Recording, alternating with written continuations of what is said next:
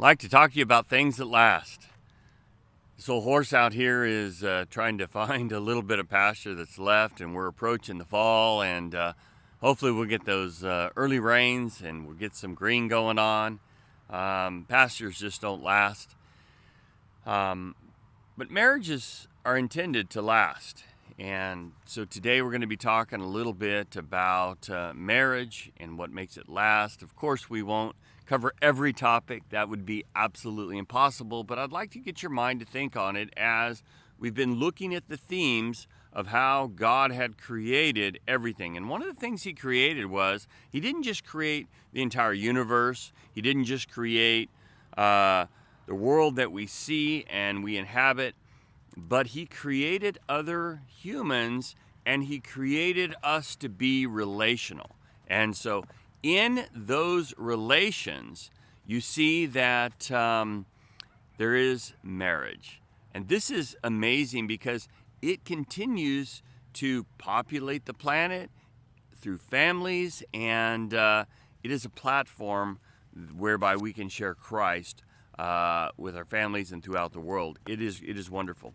So one of the things you have to ask yourself is, how do I find a mate that is going to really fit within God's plan? Because a lot of marriages don't last today.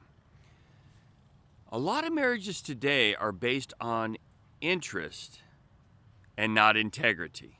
So two people will come together because they have common interest, and they'll think that that is going to allow a lasting marriage.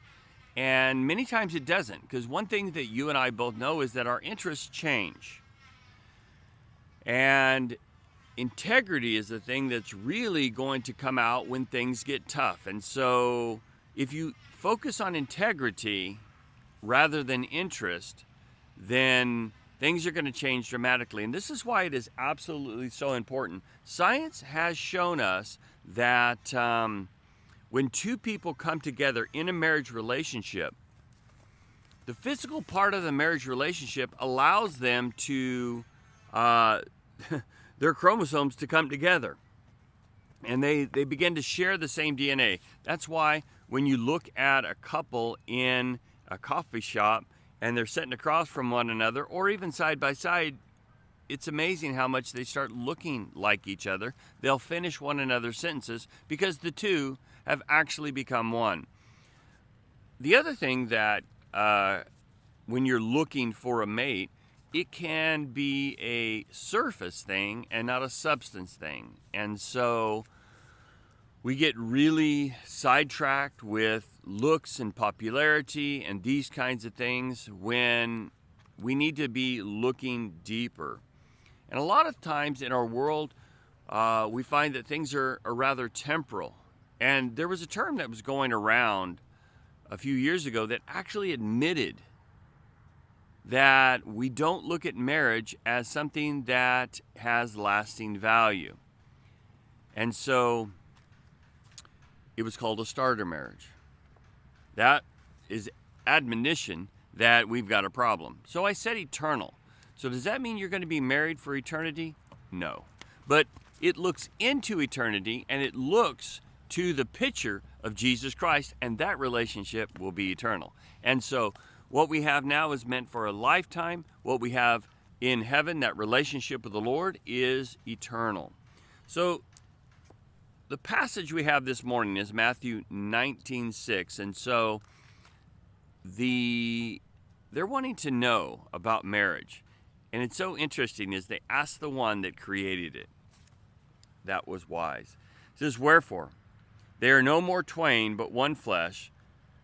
What therefore God has joined, let no man put asunder." And so Jesus was saying, there's no divorce because these two have been brought together by God, and they are one. And in the physical and in the spiritual, in the emotional, in the intellectual, we're to become one through the marriage arrangement. A lot of people will work really hard to secure a relationship. They'll work hard for the ceremony of the marriage, and then they'll work hard to get a home, They'll work hard with the family, but they'll forget that they need to continue to nurture that relationship.